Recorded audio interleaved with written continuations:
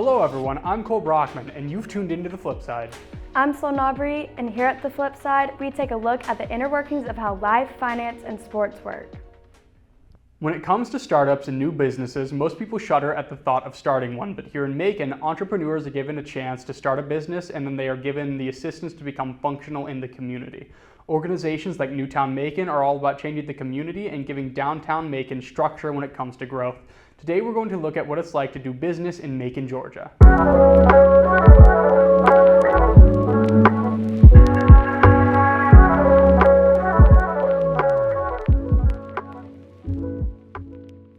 could you tell me a little bit about the business that you're all running here?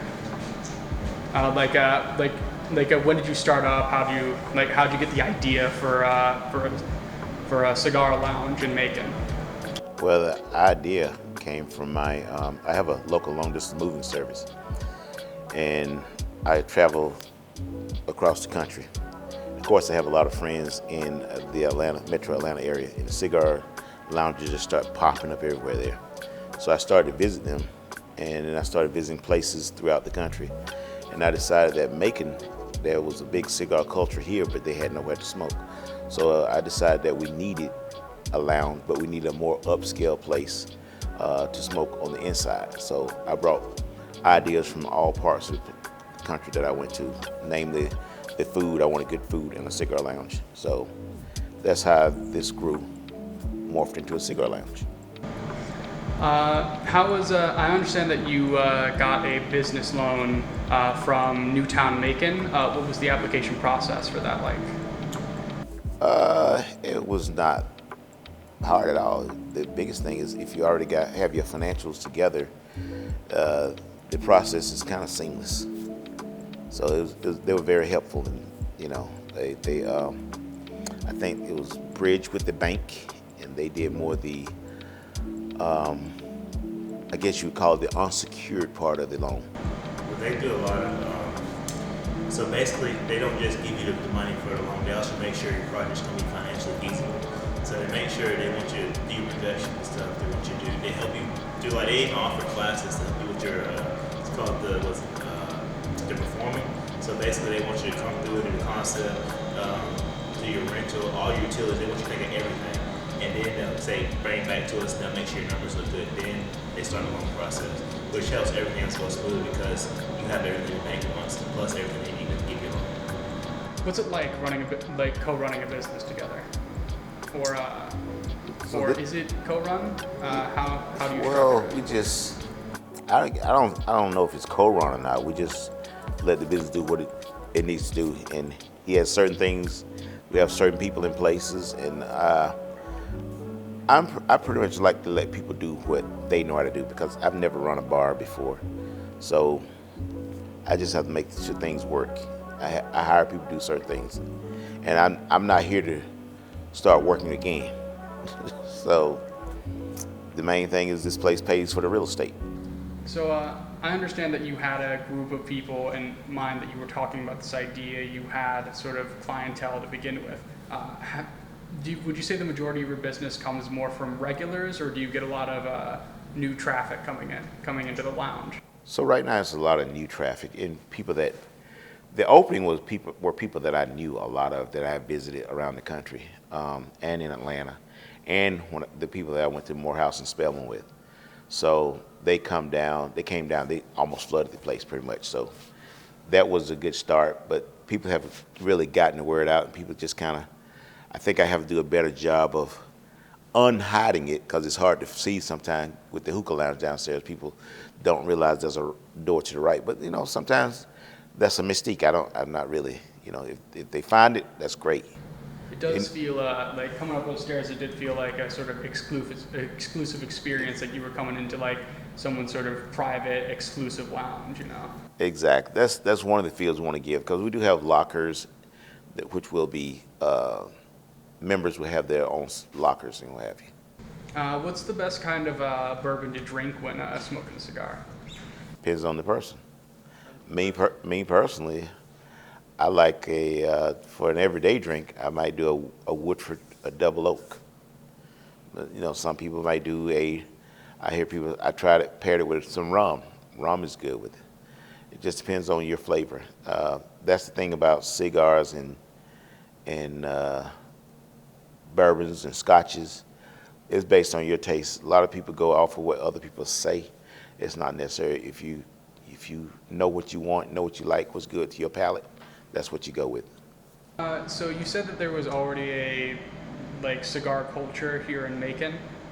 What were they doing? But you didn't have a cigar lounge before you all moved into town. What was it like before you had a dedicated place to do it? They'd find a place and they'd smoke outside, and where like the old Brookhaven down there, they go out on the patios in different places, spaces, and smoke. It's just a difference being on the inside. You just feel like this is for smoking. This is Manicured Men's Spa, and we cater to men only. So we offer manicures, pedicures, haircuts, and shoe shines for men in the Middle Georgia area. All right. When did you open your doors? February the 4th. February the 4th of this year? Yes. Oh, so you're less than 2-3 months old then? Yeah, we're brand spanking new. We're just getting out here, trying to create some brand awareness, gear up marketing, and All right. get the ball rolling. So what have been some troubles that you've had since opening your doors that you didn't expect? Unexpected troubles. I didn't expect that men actually would request to have services like nail polish, because that's not something that we offer. We have more specialty offerings for the pedicures when it pertains to what we use on the feet, what they soak their feet in, the lotion. So we have the whiskey infused pedicure, the beard infusions. I didn't expect that some of them might potentially refuse a service if we didn't offer nail polish. So that was interesting. What were some of the problems that you were expecting generally? Just as a new business, you have to get your name out there. So I wouldn't necessarily consider it a problem, but something that I expected was us having to build a clientele. Men don't often realize that they need their own space. So they go to women's nail salons and they just kind of put up with all the smells and all the add-ons and things like that that aren't really catered to them. But I think once men realize that we're here, they'll start to come. Have you had any regular clientele that you've managed to acquire, or are you marketing more towards regulars, or are you looking for more one-time people coming in, just kind of getting what's your business strategy right now? So it's kind of twofold. When men come in for the first time, we do try to encourage them to make it a once-a-month thing for self-care and nail grooming. So we also have a membership package that we offer. It's monthly. It comes with a manicure, a pedicure, a choice of a hot stone massage, a shoe shine, and also a choice of a facial. And also, each service that we offer comes with 2 beverages, but when you're a member, each service that we offer comes with 1 beverage, but when you're a member, it comes with 2. So what made you want to open a salon? What would you call your business? Here? A men's spa, a grooming spa. Grooming spa. What made you want to open that up? What inspired you to do this? Well, I went to cosmetology school when I was 15, so this has sort of always been a dream of mine to be able to provide those self-care services, beauty services, wellness services. But I initially wanted to open a men and a women's spa, but just financing being a startup, we have to do what works, and making the idea realistic, we decided to make it just, when I say we, me and my dad, he does the shoe shine service that we offer.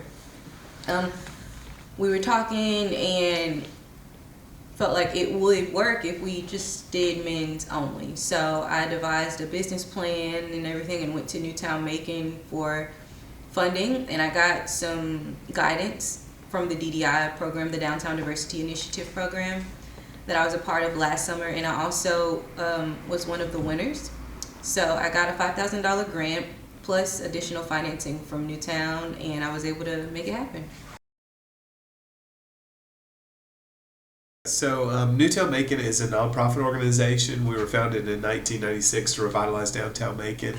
Our mission is to invest time, resources, and money into local people and businesses to revitalize downtown Macon. So you're kind of like a loan office, right?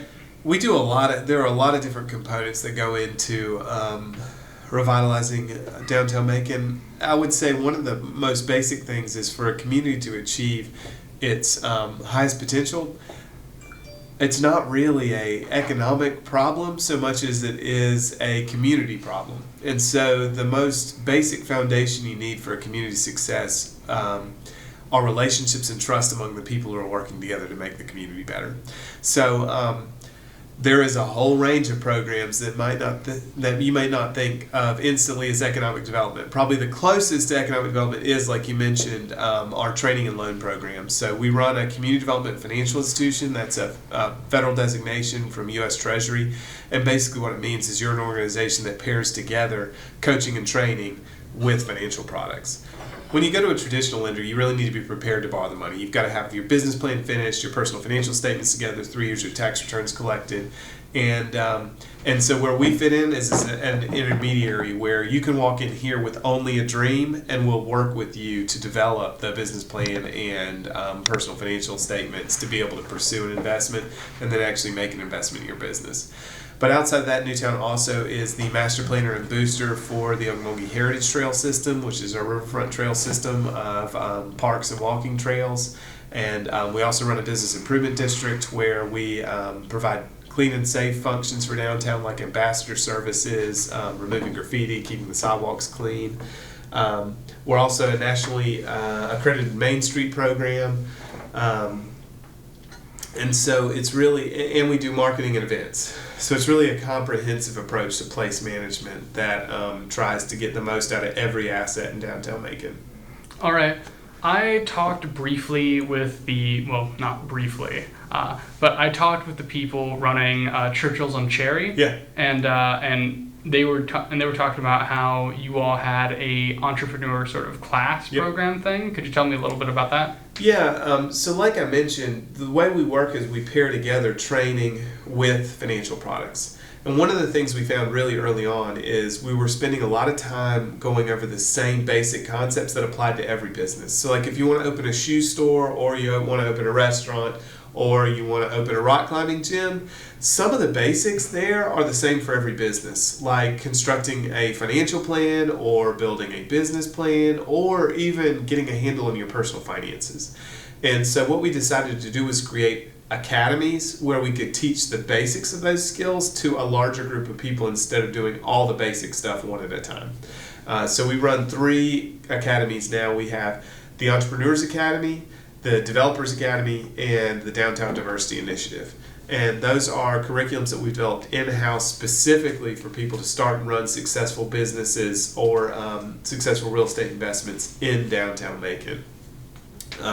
So we run each of those classes every year, and we run them at 30 people a time. It's a 12-week, 6-class course, and the graduates are loan ready.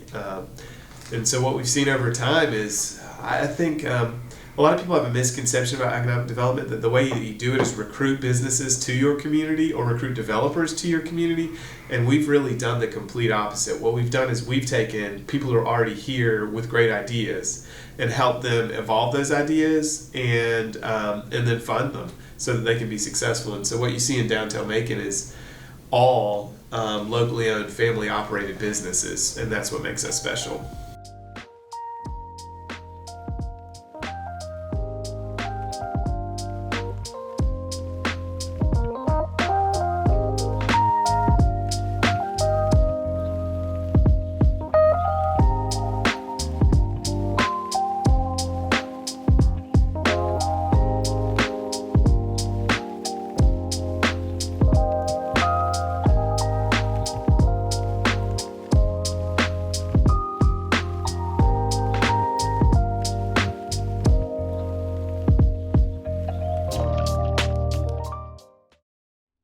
Athletes entertain us and inspire us by giving us their all, on and off the field. As people who push themselves to the point of breaking, how do they maintain? because perseverance and motivation aren't always enough to drive them all of the time. The life of an athlete can be a difficult one, a joyous one, and a memorable one. But for most of them, it's all about the fun of the sport and having a good time while being competitive. So let's flip the game on its head and talk to some of the athletes.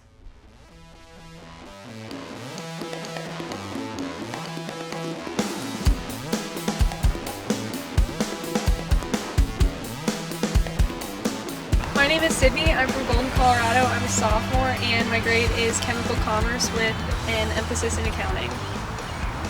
My name is Carly. I'm from Vero Beach, Florida, and I'm a freshman, and I'm majoring in media studies. Who's a famous athlete you look up to and why? Probably Misty May Trainer. She won 3 Olympics in a row, and she also took like a year off in between them, and that was really cool. And she's just very determined.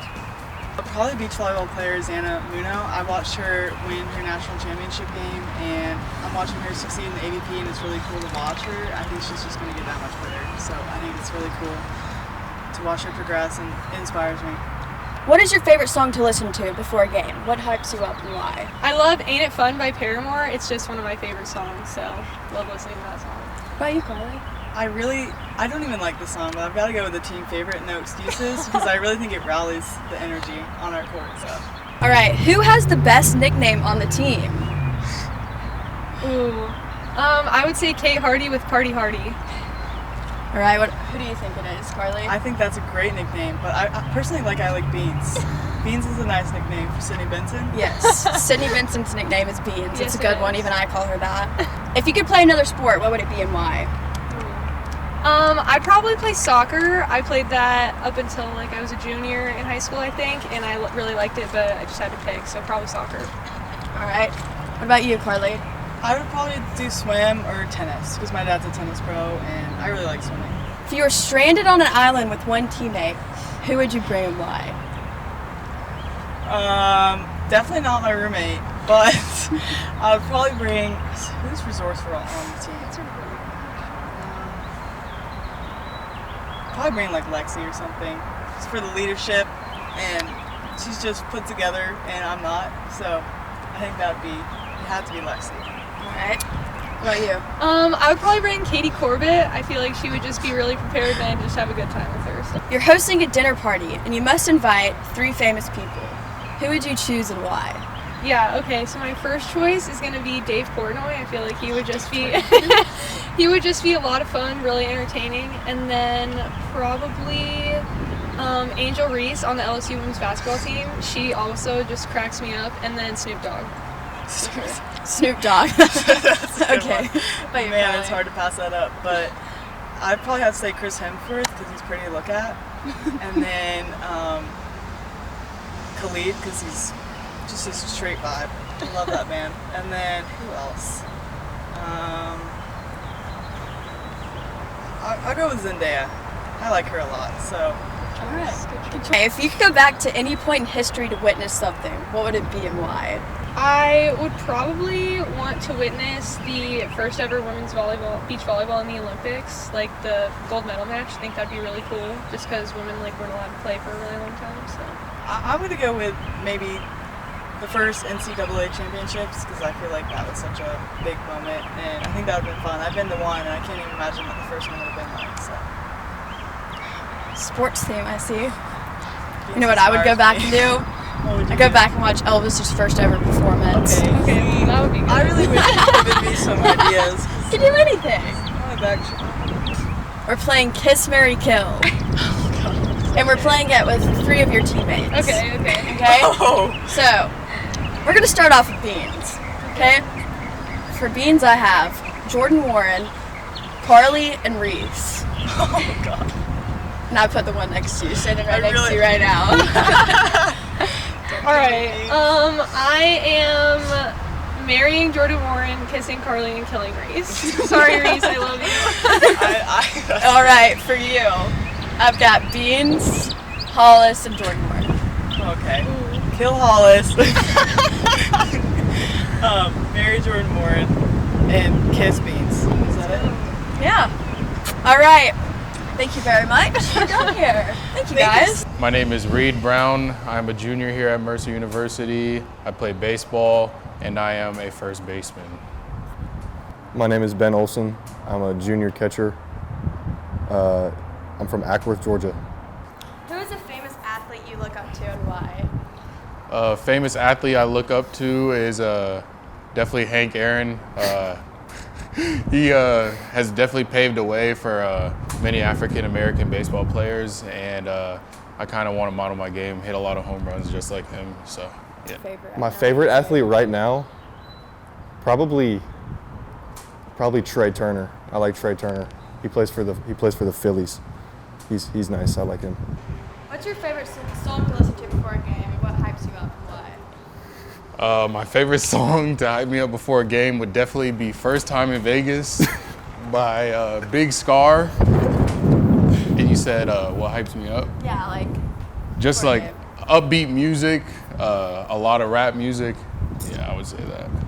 Lifestyle by Rich Gang, and I like when we got the speaker cranked all the way up in the locker room. Fires me up. Who has the best nickname on the team? I would definitely say me. I got about 8 of them. So. I know Read Like Brown. Yeah, Read Like Brown. Go ahead and Brown. Get you a book. Yeah, get you a book. H Brown, Reezy Like Breezy, Reeziest Like Breeziest. It just goes on and on. What about you? No, I'd agree with that one. Read That Like one? Brown's pretty good. Breezy Like Breezy. I came up What with do that people one. call you? Baldy. Yep. People don't call you anything else? Benihana. Benihana. Yeah. I like that one. Okay. We call you Bestie Ben. Yeah, Bestie Ben, that one too. Bestie Ben. I can't refer to you as anything else with Bestie Ben right now. I say Read Like Brown every time. Yeah. If you could play another sport, what would it be and why? Ooh. I'm gonna be a hooper for sure. Play basketball, dunk on people, shoot a lot of threes, all the celebrations. Yeah, I'm down for that. Okay. What about you? I like watching basketball, so I could say basketball, football. I like hockey too. I think hockey's a sleeper for that question. I say hockey for sure. I see you playing hockey. Yeah, hockey. If you were stranded on the island with one teammate, who would it be? Ooh. Oh, this would be a tough one. I'd have to shout out my boy from The Onion, Ty Daly. Just because he has a lot of energy, we'd have a lot of fun and just find ways to get things done. So, Like if I really had to pick, probably. I'm trying to just look around the locker room right now. Definitely not Connor Folds. I think I'd go with Blake Schmidt, Caleb Ellard. right, yeah. Probably Eric Tooth. Probably.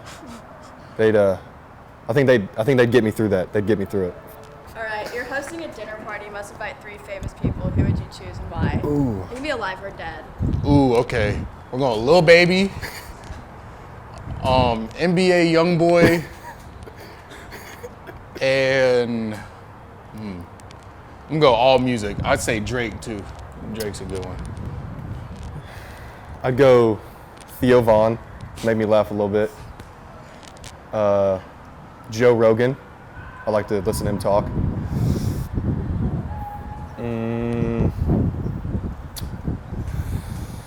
Oof. There's just so many people. I don't know.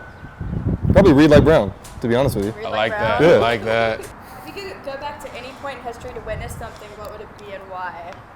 Wouldn't be walking on the moon. I'm gonna keep it within our sport. I would definitely say back then when Jackie Robinson first came into the game, seeing him break the color barrier, I think that'd be really, really cool. I would say when the Braves won the World Series in the 90s. That's my answer. Okay, now kiss, marry, kill with 3 teammates. So I'm gonna. Do I pick you? I pick the 3. No, Oh, you are. Okay. I'm okay. about to tell you 3 teammates. Okay. So first we're going Read Like Brown. Okay. Next we're going Connor Tadaro. Okay. Okay. And then next we're going Max. Oof. Okay. Well, let me think about that one. I'm right here, bro. I'd probably.